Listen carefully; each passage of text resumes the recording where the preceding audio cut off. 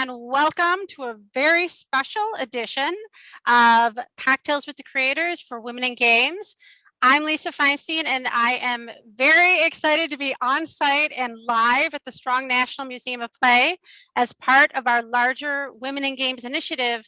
Each year at the museum, we host a Women in Games celebration, bringing together incredible speakers, both current leaders and innovators, but also trailblazers who really help to pave the way for the ways that we play and for what video games look like today. Last year, with the pandemic, unfortunately, we had to make the tough decision to cancel our Women in Games event, but we are back this year. It's a little bit different, but we are officially back. So tonight, with generous support from Fenwick and West, the Rochester Institute of Technology, and Xbox, we are hosting a Gaming for All after-hours session here at the Strong. We have an on-site audience live in the museum's Paychex Theater, along with our fabulous remote audience on Zoom. And we also have our president and CEO, Steve Dubnik, here tonight. Hi, Steve. Hi, Lisa. It's a pleasure to be here with everyone here tonight and to welcome you all to the Strong Museum, both virtually and in person. Women in games and broader inclusivity are important priorities to us here at the Strong. And you can see that reflected in our exhibits, like our Women in Games exhibit that Lisa is standing in. We opened that exhibit in 2018, and it's been a huge hit with the hundreds of thousands of people who visit us each year. So thank you to everyone in the industry who supports our efforts to preserve and share these stories. And thank you to our guests tonight. You all make our work possible.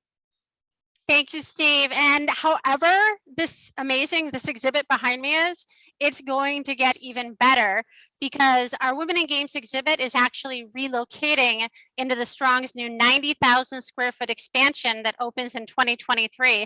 And you can see there what it's going to look like. And inside that amazing building, the whole second floor is going to be home to 24,000 square feet of video game dedicated gallery called Digital Worlds.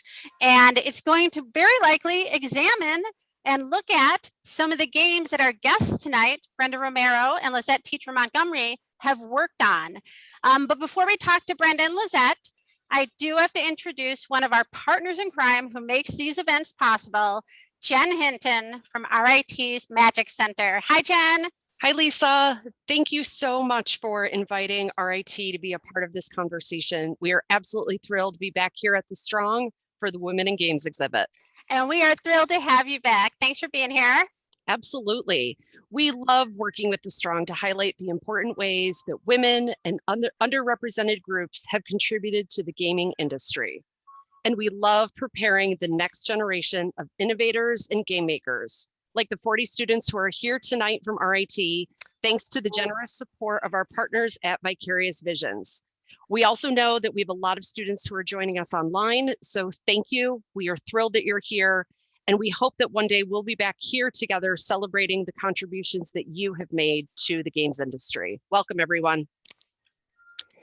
The Strong represents our past with the history of electronic games, and tonight Lisette and Brenda and so many others represent the present, but our students also represent our important future. Lisette and Brenda, thank you so much for lighting the path for the rest of us to follow.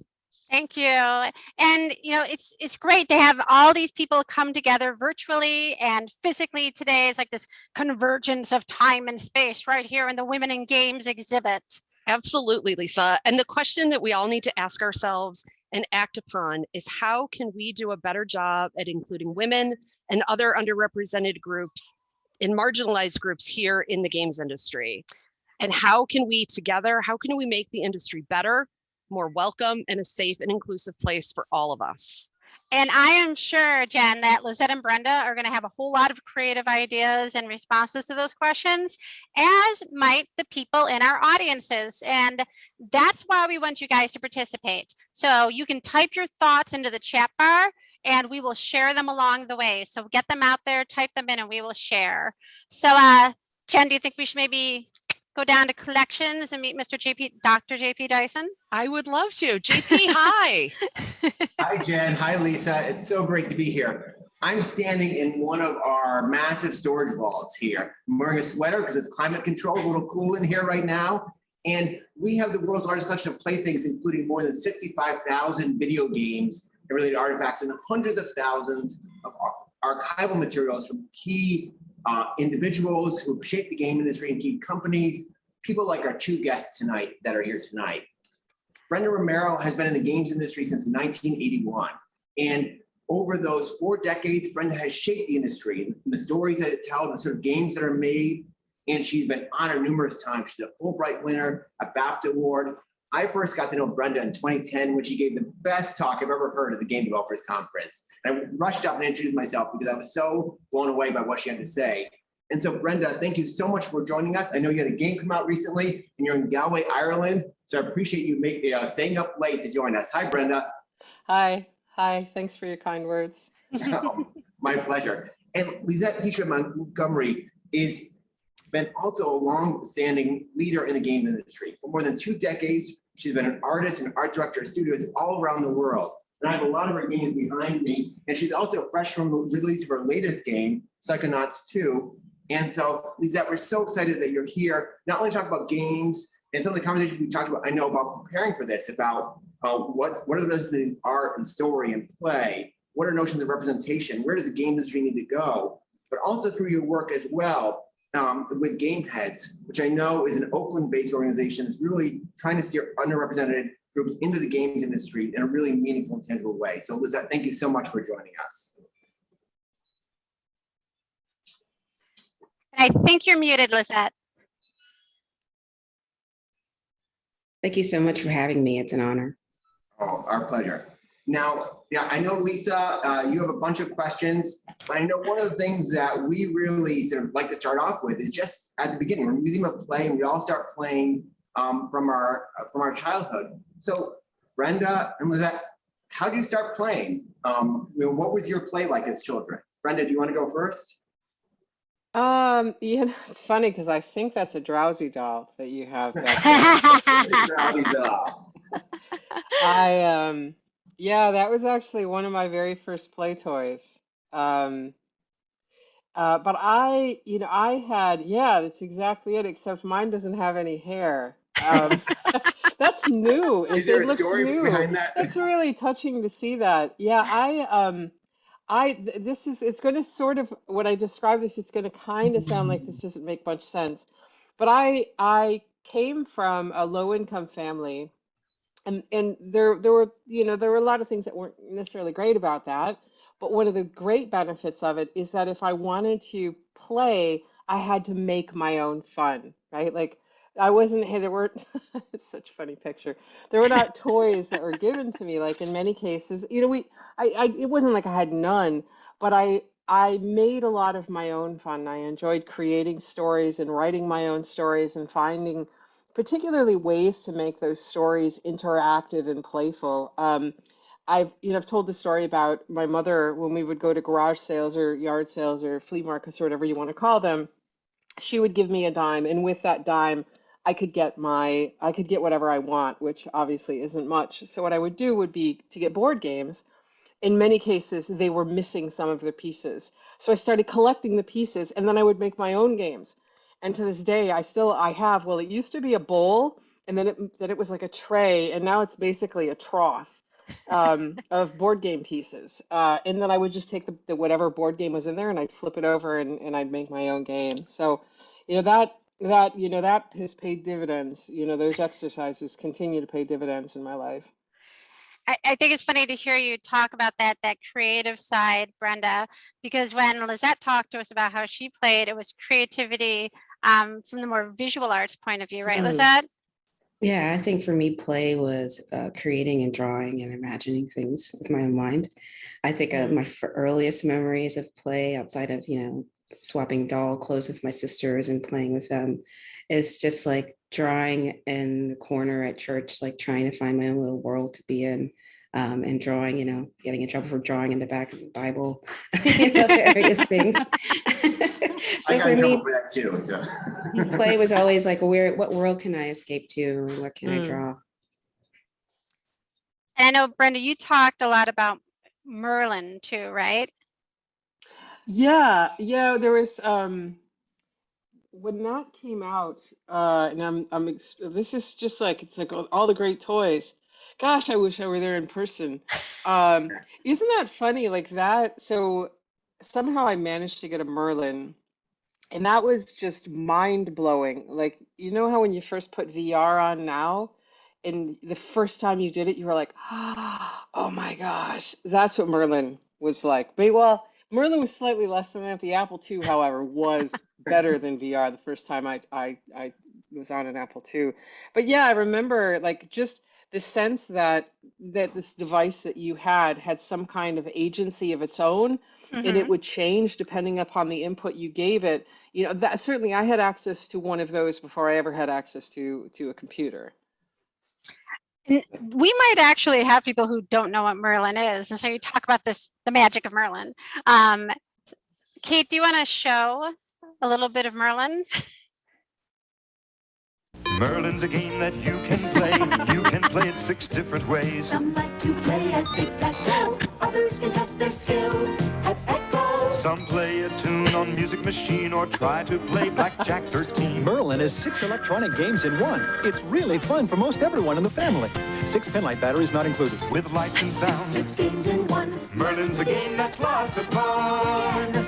Merlin, 6 electronic games in one. From Parker Brothers. It was really a big deal. It's not looking like a big deal, but it was a big deal. It was. You know, Brenda, I remember that growing up with these electronic toys. I mean, it was like a whole new world, and it was so exciting. It's interesting, you know, the memories that we all bring of those toys, those playthings we had as kids. They bring us back, and so where we were when we were playing them, whether we had a phone with a cord or not, like in the commercial. I don't know, but I remember those things. I think it's pretty amazing that those can bring us back in that way. Lisette, do you remember the first time you played a video game or the first electronic game that really impressed you? I do remember that. I think I remember particularly wandering around in a mall and seeing for the first time Miss Pac-Man. It was like the first signal that said like, this is for you too, right? And I remember just being like maybe like 4 or 5 and like seeing that and immediately gravitating toward that machine. And, you know, the begging of the quarters began every time I saw it. So I think for me, that was the first one that I really remember. And then distinctively, like being at home, I remember seeing my neighbor with an NES, and it was just like, what is that thing? Why can't I have one? and you know, immediately trying to befriend that person so I can go over there every day. See, video games bring us together, guys. Yeah. You're jealousy of the friend who has a game that you really want. Exactly. And you both have very distinct ways of telling stories. Do you want to talk a little bit about some of the toys that brought that out, or some of the things you did besides the board games? Maybe some of the things that you drew or were interested in, Lisette? Yeah, I think for me, stories have always been driven by character. And I think when I start imagining a story, that's the first place I begin. It's like, who is this person? Why do I want to get to know them? Where do I want to take them? So for me, it really starts with the story and the meaning of the story. And that sort of kind of dictates how the journey progresses from there. And, you know, as an artist, that's kind of dictates what they look like and what they wear and what time period they're in. So for me, it always starts with the who rather than the what. I'm curious, as an artist, I'm not an artist at all, does the story sort of influence the character, or is it how you draw the character influence the story? Or I mean, I imagine it's probably a back and forth. I think it's a back and forth, but most really good character design starts with a very strong backstory. Like you know where they're from, what time period they're in, what their likes and their dislikes are, their temperament. You know, a really good narrative designer or, you know, storyteller will kind of give you those things to chew on before you start a design. And then I think it sort of goes back and forth between, you know, the character and the director until you kind of nail something that feels authentic. And I know that Dungeons and Dragons had a big influence on you too. And and in many ways, a lot of that is imagining the character. How did that play into your creative juices?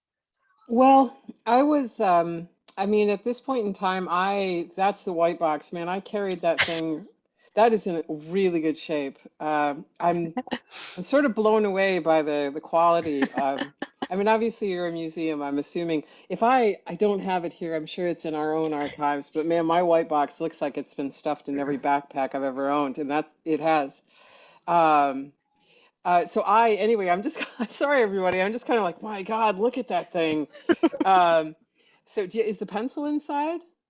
I don't know if this one, we do have some, so we have about at least 8 of these, I think, in all different forms, and some have them. We have one really amazing one, which I didn't pull, which actually was used by a teacher. He actually got it from Dave Arneson, who was Wow. co-creator, and he used it in his classroom. It was the first edition one, and he actually used it in his classroom to teach medieval history. And has a lot of the original stuff in there as well. Wow, that's great. Yeah, I still have the original pencil. I've lost one of the dice. Anyway, but there's an actual question here. Yes, so D&D, you know, I was creating worlds, and I was creating games, but I also love telling stories, and I would write a lot of stories, and I I mean I can't really. I thought I could draw at the time. You could tell this was a human, right? But there's zero chance I was going toward an art career. But I was always interested in what are we doing? What's the action? How am I going to make you feel as a player? Like, because I eventually became DM, a dungeon master with Mhm. D&D. So leading people on other adventures. And so anyway, that was always fascinating to me and what I could do with that. Like that, because I was creative, but D&D, the thing that was just amazing about that is that it gave a scaffolding to my imagination. Like it gave me a rule set that like you can go anywhere with this. And so, you know, I didn't stop going outside, but I could have. And it was, you know, my family, I came from, you know, a place in northern New York, Ogdensburg, and it was the head of the diocese, and I'm not even sure how my mother happened across this game called Dungeons and Dragons. Clearly, she was not aware of the whole satanic panic at the time. So I got it, but man, D&D was, I cannot possibly overstate the importance of that game, especially because if you didn't like something, you could slightly change it. You know, the first mods that I made came from that. I know every page, every table in those books. You know, I know them like some programmers know source code. You know, that absolutely, that is just, yeah, that's the beginning for me. How do both of you, you know, make that transition from creating as kids to getting into the games industry? Because that's a big leap, especially, you know, now like at RIT, there are game design programs, game development programs, it's a clear path, but that hasn't always been the case. How did you get into the industry? What was your sort of course of getting there? I think I found my way into the industry by accident. I found my way in industry by pursuing my creative interest. When I was in high school, I thought I was going to be a photographer, and then I thought I was going to be a sculptor, then I thought I was going to be, you know, a fashion designer. And I think it wasn't until the recruiter for Ringling came when I saw like the first CG animation, and that it really kind of clicked for me, because I was a very smart student, had good grades, but I was also extremely creative, and it just felt like I always had to choose between the two. So I think once I saw like early CG, my brain just went off, and I knew that that was where I was going to go. And then I ended up getting my first job in computer animation, thinking I was going to get into film. And then moving to California, I got my first job in games. And I think I immediately remembered all of the memories of playing games as a kid and playing with my siblings. And then I was like, I think this is where I'm supposed to be. And I've been in the industry for 20 years since. So this is your first game, right? Freestyle? Yeah, that's it. Oh my So, goodness. so tell us about it. What was the, we have everything here. It's amazing. It's amazing. It's like, it's like, what happened to them? Where's my game now? Where's my game now? So yeah, that was a really great experience for me. I was fortunate that I didn't start at a big studio. I started at a small studio that was contracted by EA to work on freestyle. So because I was in a small studio, I got to do other things other than just character modeling. So I helped, design some of the character costumes for the females because it was, running around a motorcycle and a merry widow is not really an appropriate outfit. So I was able to kind of jump in and help redesign characters and do skinning and rigging. And I think that kind of set a precedent for my career. I immediately just kind of was able to dabble in a bunch of things and didn't become a cog in the wheel. And Brenda, what was your parallel experience? How did you get into the game industry? Well, I mean, you say like how do we go from being kids to getting into the game industry? I was a kid in the game industry. Like I didn't actually successfully transition. And I was 15. I was 15 years old when I started working in games professionally at Surtech, working on Wizardry 1, the box that you have there. And sort of like Lisette, my story, it doesn't make the hair. John picked every one of these pictures. But that's me and Richard Garriott there. Yeah. God, the 1980s, there they are, boy. So anyway, I'm just gonna look at anybody on the screen except my hair. I got into the game industry sort of by accident as well. Nobody should get into the game industry the way that I did. Grew up in northern New York, as you people in Rochester well know. That means we're under snow 9 months of the year or something. And anyway, I smoked, which nobody should do, let alone to get a job. But I had a conversation with this woman who happened to work at Surtech that made that game. And to be polite, she bummed a cigarette off me. And to be polite, she struck up a conversation, which went, this is the whole interview. Had I ever heard of Surtech? No. Had I ever heard of Wizardry? No. Had I ever heard of D&D? Yes. And I was a DM. That was my job. And I got the job and I showed up for work October 6th, I think 1981. And I was 15. But it's an interesting thing, like Merlin is ridiculous. It kind of looks right now. Merlin had the great advantage of it allowed me to play a game. I was never I really wasn't a super people person. Like I was like that nerdy, unpopular kid. As many people who get into games, I know like we're a big family of nerdy, unpopular kids who are now super cool because we're game developers. But I was nerdy and unpopular, and so playing Merlin, like it allowed me to have somebody to play with. So D&D required a group of people, but Yeah. God help me when I found Wizardry because it didn't. I played that game. My job was 4 o'clock to 8 o'clock. I showed up at 2 o'clock. I stayed till 9. I showed up at 1 o'clock. I stayed till 10. I came in on the weekends. It's a blessing that we couldn't afford an Apple II at home because I would have failed out of everything I did. I loved that. And what a great opportunity. I was just right there at the, basically the beginning of the industry. I got to see so much, and because it was such a small company, and I was so curious, I could ask them, and they would tell me. Yeah, it was really, really a fortunate experience. And if you think about that, like I grew up in northern New York, in Ogdensburg, where there are more cows than there are people. So the odds of there being a game company there, well, maybe they weren't so small because I've since learned that there were game companies in Brockville and that there were people working on computers all over the world at the time. There just happened to be concentrations in certain places. Well, that was really, the games industry hadn't really consolidated in many ways the way it did for, say, in the 90s, for instance. I mean, you still have all over people who have a computer just starting up and creating something. And actually, one of the neat things now is you're almost seeing this return to people making games from all over now, in a sense. You don't need to be in San Francisco or Tokyo or Kyoto or something like that anymore. You can be anywhere. And so it's a return to the roots in a lot of ways. Yeah.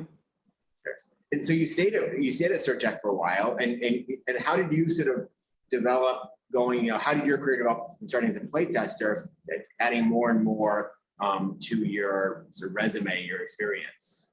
Yeah, well, my first job was like the greatest job. I was imagine being 15 and somebody asking you if you want to play games, memorize them, and make money. Because that's what I did. People called and they said, "How do I get to the wizard on the 10th level to kill him?" And I would answer that question. And I really was. This is before you could go to. I was an FAQ. Um, yeah, there you go. Yeah, it's I can't even see, but it's anyways 393-315-393-6633. It's open from, well, it says 12 to 4. Oh, that must be. So yeah, it's like, hi, Sir Tech Sir Tech Software Wizardry Hotline. Do you want to know how to get to the wizard on the 10th level? Some part of my brain is like dedicated to like it's just full of every random detail about wizardry. But yeah, that Lisette, was my Lisette, first thing. Do you want people calling you to ask how to get to the next level of Psychonauts too? Thankfully, we're at the point where we have community management and online, all plays. Thankfully, no. Yeah, we had people, I had people who would call crying, really, because these characters that they'd spent years with had, the disc was no longer readable, nowadays, if you resurrected your character once in that first game JP showed their Wizardry one, if you resurrected your character and that was not successful, your character was turned to ashes. If you tried to resurrect your character when they were turned to ashes and it failed, they were erased from the disc. Like, damn, right? Like that's some hardcore stuff. Yeah, but I just, the way I came up in the industry, like I went to college, I went to Clarkson, which is also in Northern New York, Mhm. Potsdam, not too far from you guys. And I took technical writing there.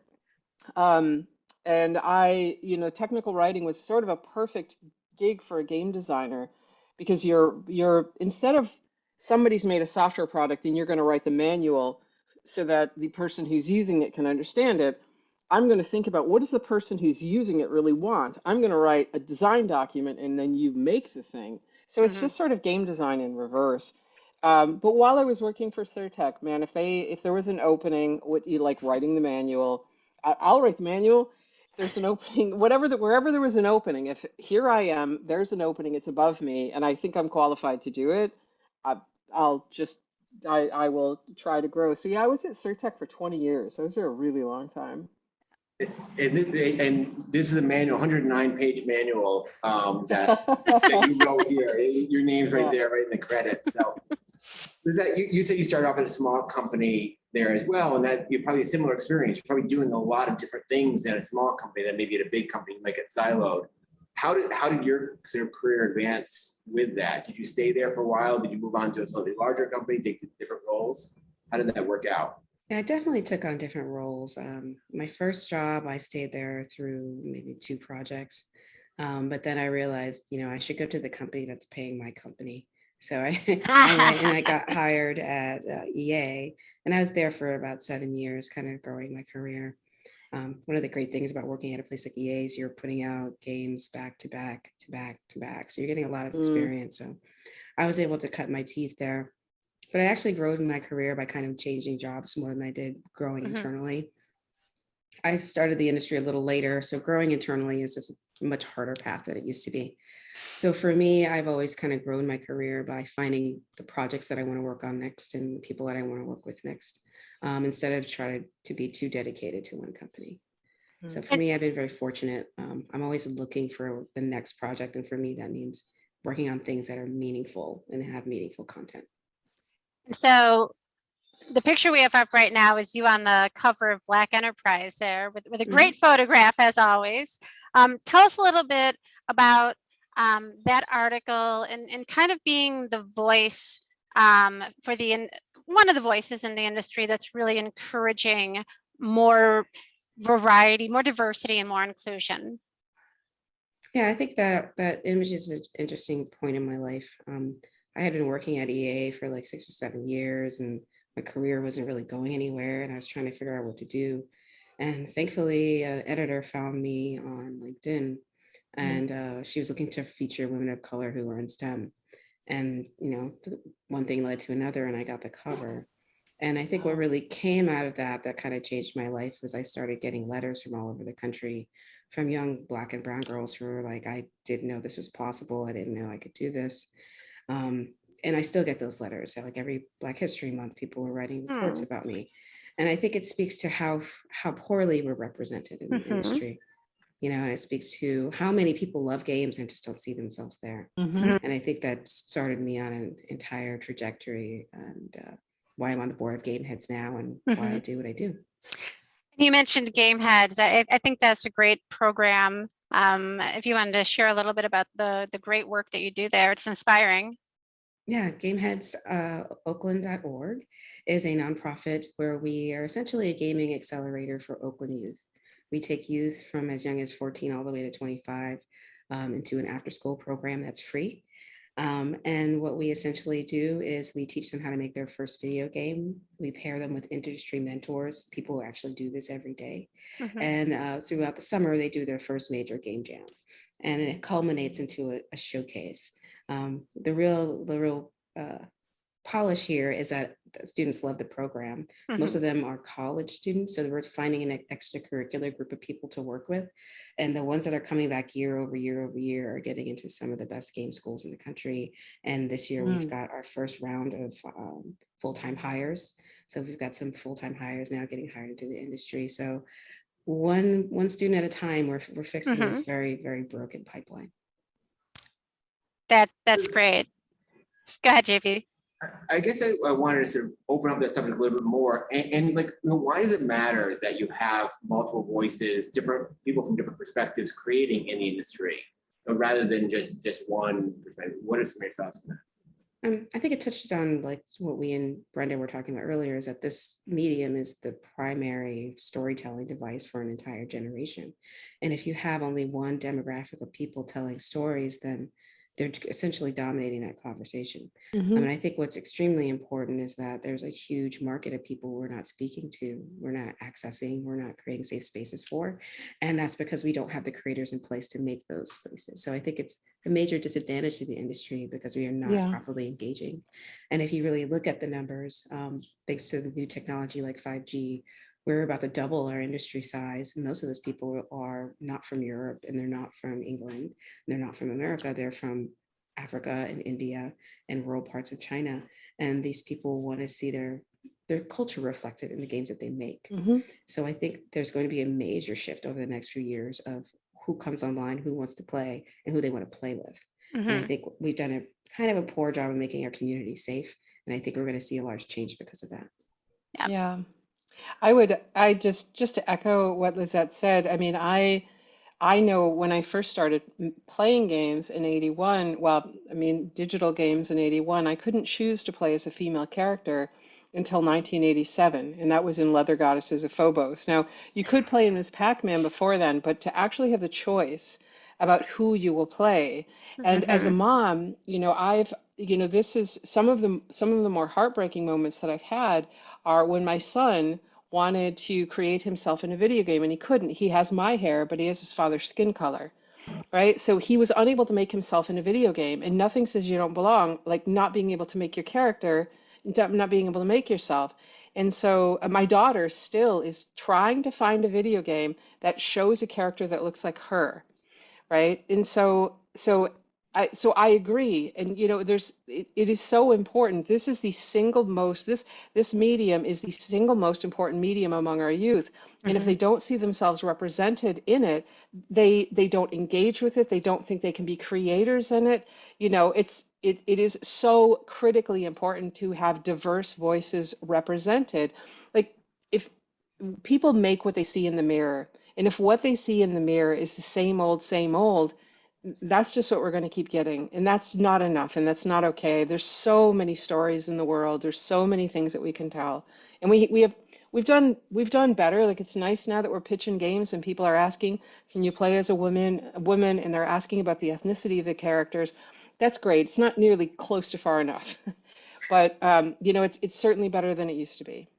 I was writing something about our exhibits and the work that we're doing to not only bring a diverse audience in, but to ensure that everybody who comes into the museum sees themselves in some way in our exhibits. Great. And one of the things that I was reading and thinking about was the statement that good stories and good exhibits and experiences and games should be windows to see into other worlds, but they also have to be mirrors. So you have to be able to see yourself and see that world behind you. Great say. It's absolutely true. What are some like I wonder, I'm just thinking, because I think a couple of things that come up in this sort of this conversation about expanding representation, but I think both art and story, and they're both, you know, you can expand representation, I think, in both ways. You know, what are some specific ways in your own work you've thought about that? Maybe in recent games, for instance, that you've done. You know, I have Empire of Sin right here, Brenda. I don't know if that, you know, that's a good example. I know certainly your mechanic is message games. Was that, you know, how from an art perspective, from a story perspective, really tangible ways you think, okay, I want to expand this. I'm bringing a different voice here. What are some ways you make the games different to do that?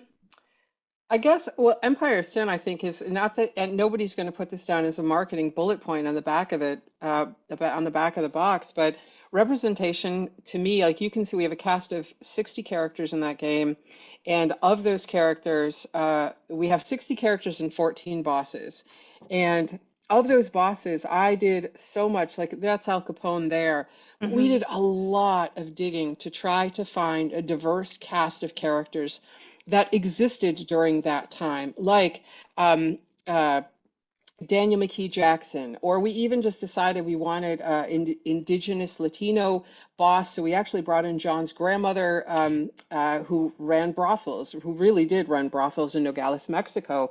So the cast of characters is a very diverse cast of characters, and when we're adding new characters to the game, we ask ourselves, it's sort of the same thing. There's a thing we started at GDC, it's called Number One Reason to Be. And we wanted to make sure that as that thing kept running, eventually everybody, like we visualized it as a big yearbook, and eventually everybody will see themselves on that wall.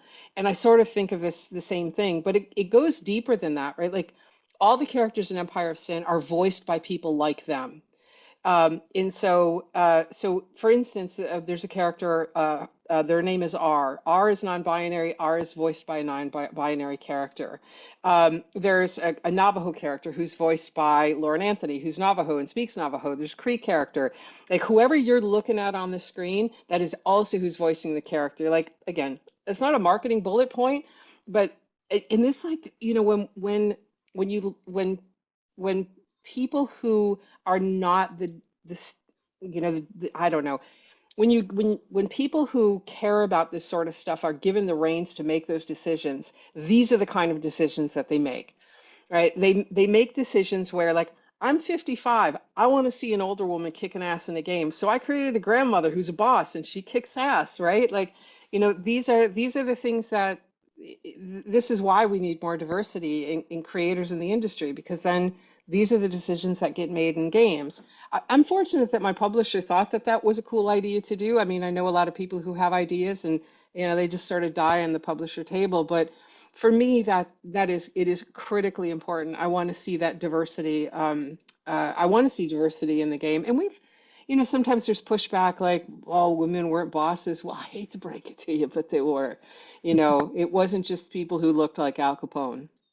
And you know, think about that time historically. You have the, in, you know, 1920s, you have the Great Migration, blacks moving from the south to the north, and so that's, in some sense, you're telling better history, and that's it. And I realize there's this mix with video games always of the real world and history, and we're inspired by them, and then this sort of fantasy element taking a new direction. But I think that telling that wealth of stories, I know, is really important. I know as a history museum, we're really, you know, concerned about that. I'm wondering from an art perspective, you know, Brenda talked about her, you know, her daughter saying, I can't, you know, get this character who, you know, the skin color and the hair is matching the right way. How do you approach that with a game? Say you're saying, okay, you want to create an avatar creator, want to create a character generator. What are those choices you make? Because you only have a budget that's so big, you only have so much time, and there's maybe always things you feel like, oh, I wish we had time to do that. You can't. How do you go about approaching that? Well, I think it speaks to what Brenda was also kind of touching on, which is if you're really going to do diversity, right, it just can't be icing on the cake. It has to be baked into the batter. It has to be like included from the beginning. And the process doesn't cost any more if you include diverse people in it. It just means you may have to take a little time and you can't just pull the low hanging fruit from the tree. So I think it really is important to consider, just not who these characters are in their backstory, but who's voicing them, as Brenda spoke to, because people are aware when you're pulling their chain. Like, our consumer is really smart. Our younger consumers are even more, aware of representation. And when they don't sense authenticity, they will call you out on it. So I think that there is an element to doing the work that essentially saves you in the end. And I think when you see studios get in trouble, it's because they didn't do the work. So I think that that's an important part. I think for me, in my career, I've always found ways to just kind of sneak it in until I was sort of given control to add it. So when I was working on Tiger Woods, the character creator there, I couldn't make, as Brenda especially, I couldn't make my hair, I couldn't make a skin. So I took it upon myself to make those things because I wanted to know how to make them, because I wanted to represent myself. So I, went to the weave store and I got braids and I scanned them in and I added them to the character's, selection, because who was going to tell me no? So, I kind of always found ways to do that. And I think on Psychonauts too, you see a really diverse cast because it was intentional. We wanted to make sure we did the work to understand who each character was. We found actors that kind of worked with those characters. Even as far as the random characters in the background, we did a lot of work to hire diverse people. So we used our own staff as inspiration for some of the random characters you see. And you see that range of people as a result of the work we've done. So it doesn't cost more, you just have to care. Man, what a great line that is. Sorry, it doesn't cost more, you just have to care. You just have to My care. goodness, if I could put that on a poster, like that is, what a line. You're totally right. You're totally right. Yeah. We were going to have 60 characters anyway. Yeah, and when you do it Why at not the make them end, then it diverse? costs more because then you have to hire a consultant because there are a bunch of problems, right? You don't have to do that if you do it right from the beginning and you hire Yeah. the right people. I was gonna say, some of it's a pipeline issue though, too, to have the right people on their board, which is, it sounds like what you're trying to do with game heads and that sort of thing. And that's something where I think the industry really is hopefully changing. I don't know. Yeah, I Is it- think you're seeing more diverse graduates. I think there's definitely a lot more intention with companies hiring more diverse people. But, there's just still a systematic problem. And I think that that's just going to take some time to resolve. But I think what you're seeing a major change is that, as I mentioned, the player base is about to double. So now that there's a financial incentive, and now you're seeing these sort of mandates coming from companies like Xbox and Microsoft because they understand that financial incentive. So I do think now that people understand that there is a market that's not being served, there is going to be a much larger shift. It's shifted from altruism to business, which is what we make a business at the end of the day. We actually have a question from the audience in the theater here today that touches on all this. They say there's a lot of discussion around getting marginalized individuals into the gaming industry. But what advice do you have for maintaining a long and successful games career? What is being done about retention to keep diverse people in the industry? I would say retention is definitely one of our biggest challenges. I think once you get hired and you enter into a toxic studio, then you can't really expect a person to do well in that situation. And I think what you're seeing is a lot of companies being held to account for the toxic situations that they've created internally. And I'm hoping that we're seeing more accountability as a result of that. I do think that the real solution over time is creators creating their own studios and setting their own culture, because there's nothing like creating your own home. And I think we need to see a higher amount of investment in minority-led companies in order for that to really change. I think people don't know what good looks like because it's been so bad for so long. And that brings up a question. When you talk about games and narratives and stories, you can change the process and you can change the games, you can change the stories. Can stories then change the world? Can stories and games have an impact on the world? Yes, absolutely. You think so? Unquestionably. Yeah. I mean, I can use, if you don't mind me borrowing, just not from my experience, but what's my indirect experience? I've been fortunate, like my husband made a really well-known video game. Well, he's made a lot of games, but specifically the one I'm about to talk about is Doom. And the amount of people, Doom and Quake, the amount of people that are in IT, that are programmers because of Quake, because they had to set up LANs, and the effect that Doom has had on I've seen people who I know intended to walk up to him and say, um, "Thank you so much for the game," who just broke down in tears because it meant so much to them. So those now Doom is sort of one of those games that I refer to as sort of stratospheric. Like it just, it went really big. But I do feel games. I know games change people's life. Like games are a form of art, and art changes lives, and in big ways and small ways. Like I remember just sitting back. Like two games have made me cry just because they were so shockingly beautiful and so well done. And I knew no matter what I tried to do that I would never make something that great. The first one is That Dragon Cancer, which I think is just a masterwork, an absolute masterwork. And generous as well, like to go through something like that and share that experience and the struggles with faith that followed. And then And What Brenda, Remains of Edith Finch. Hmm?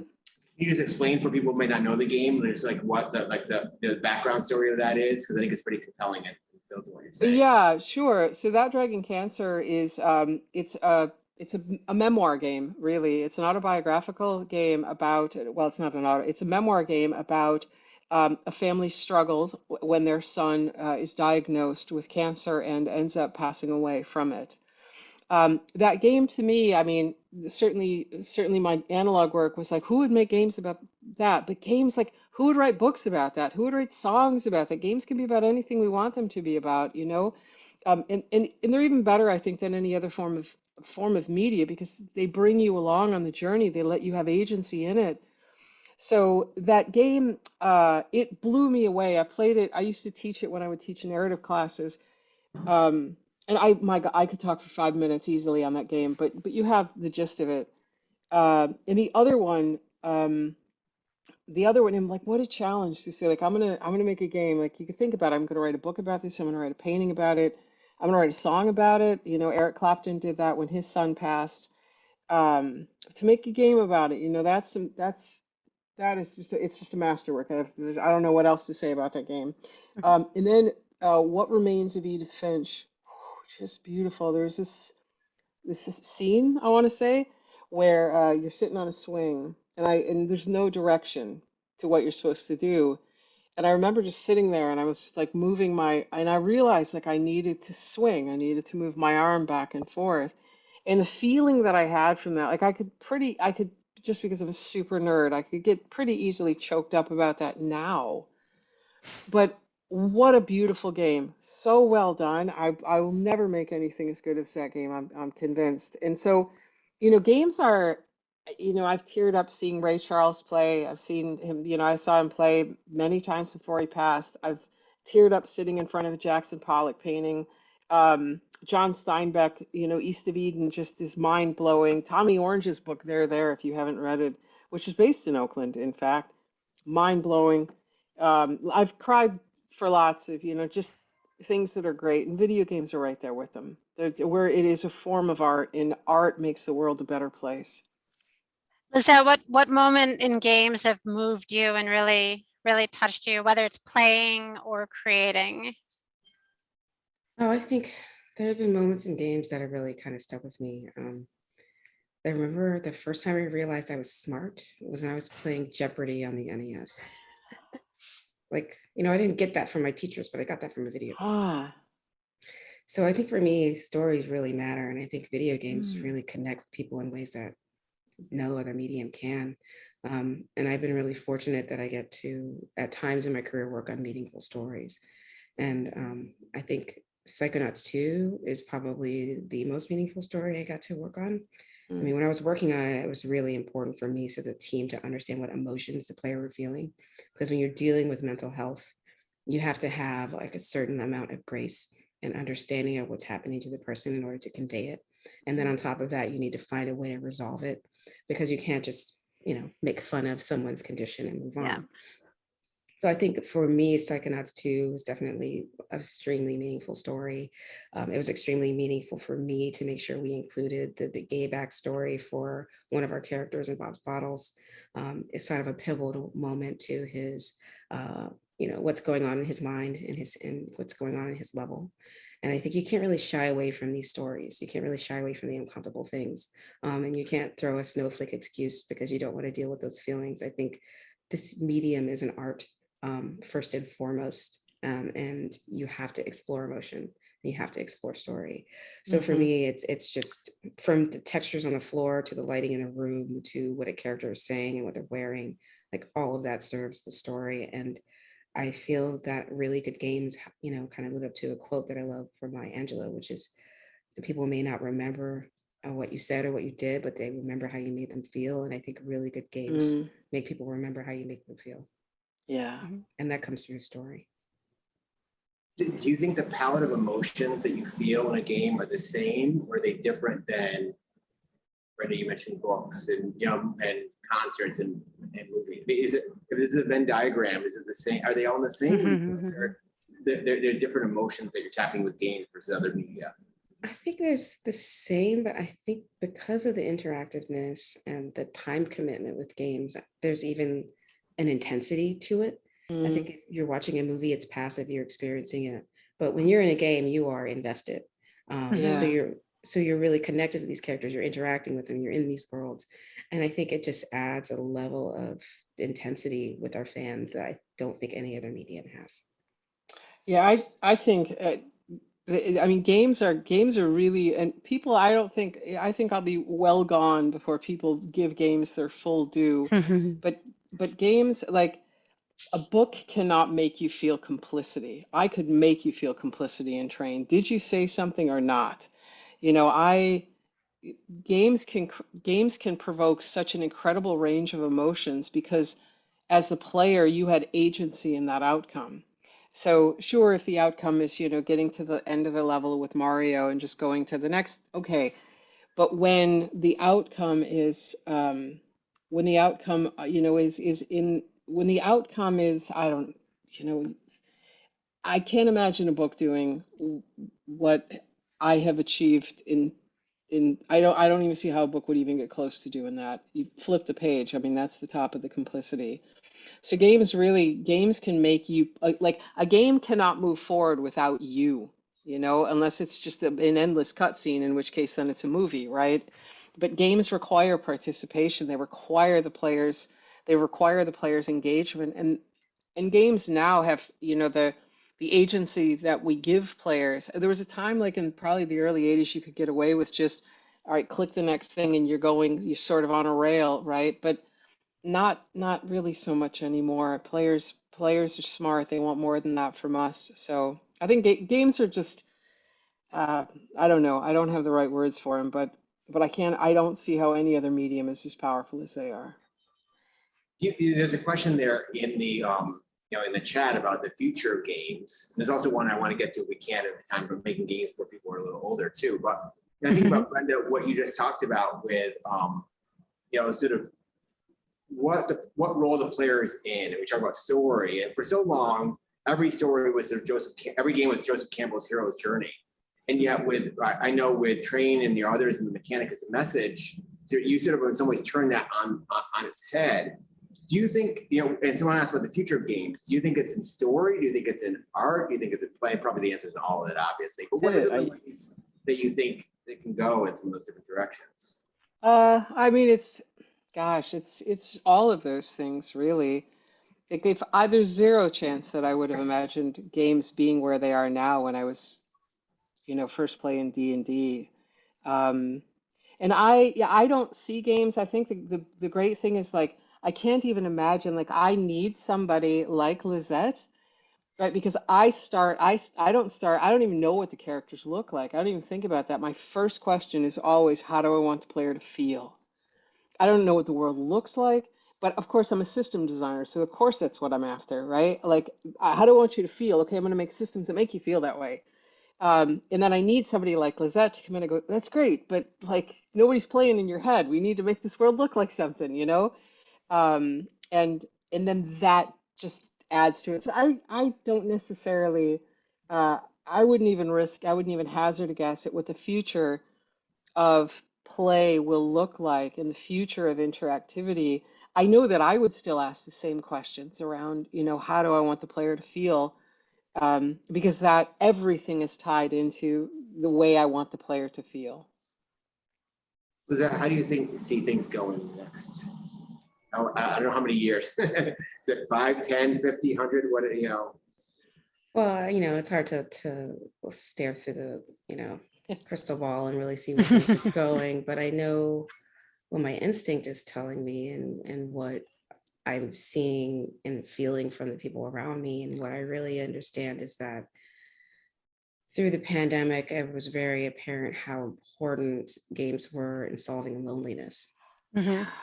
And I think at its real strength and its real core, that's what a really compelling gaming experience can do for someone, especially if they're isolated. And so I see a huge market for that. And people are isolated for various reasons. And it wasn't just the pandemic. This was a problem happening before. Mhm. You're seeing, things like this in Japan where people were just not connecting with other humans. So I think that there is a way that gaming can connect humans and that no other medium can. And I think that the companies that can solve loneliness and provide spaces of flow and play for people are going to really kind of win out. And I think part of that, back to what Brenda said, is how you want the player to feel. And if people are constantly feeling under threat or feeling unsafe, that doesn't solve the loneliness problem. So I think it's all connected: storytelling, solving the loneliness problem, creating safe communities. Mhm. That's the future of games.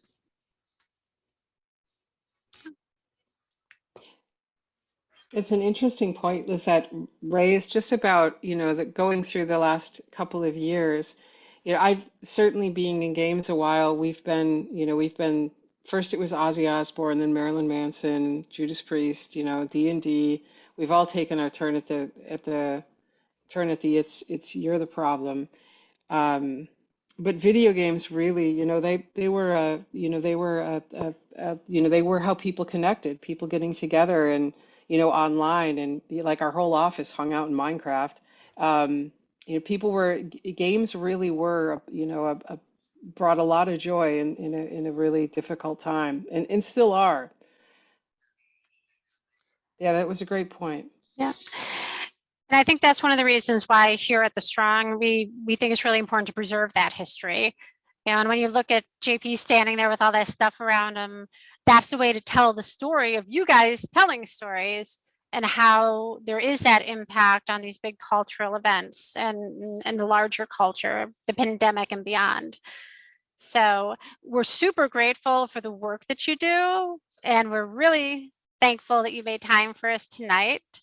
I know that we have a few minutes left and we have one question we didn't ask you, so I want to make sure that we do that. We have a question from the audience about when are there going to be more games for seniors? And I know you mentioned the grandma character, Brenda, but looking at Lisette, what characters look like, is there an opportunity to represent more seniors and older people? Oh, absolutely. Sorry, Go ahead. I was going to say, Absolutely. beyond just representation, but also the way you do art too. We like, as getting older, I'm thinking about like my eyes aren't as good. Well, that does bring up a good point. I think Mhm. one of the things that we are finding, which is a good cultural shift in the industry, is this increased support of accessibility. We had like a very interesting debate around our game about the invincibility mode and whether that was fair for gamers, but it was important for us to make sure that people who are differently abled are able to complete our game and not create gatekeeping situations for people who just want to like perfect score everything. You have to really think about how you can make a game accessible, whether you can make your game adaptable for color blindness. Those are things that we can sort of adapt to, changing the text size. So there's, the accessibility standpoint. And then I think, when it comes to appealing to that market, it's a completely underserved market. I think, we kind of capture a large part of our demographics by accident. We're not really speaking to people who are seniors. We're not speaking to middle-aged women. We're not speaking to people of color who are overseas. We're not talking to a lot of people. And I think the right game comes along and it opens up the market and people realize that there's money there and that there's a customer there. But I think, it's just going to take time and the right game to speak to the right people.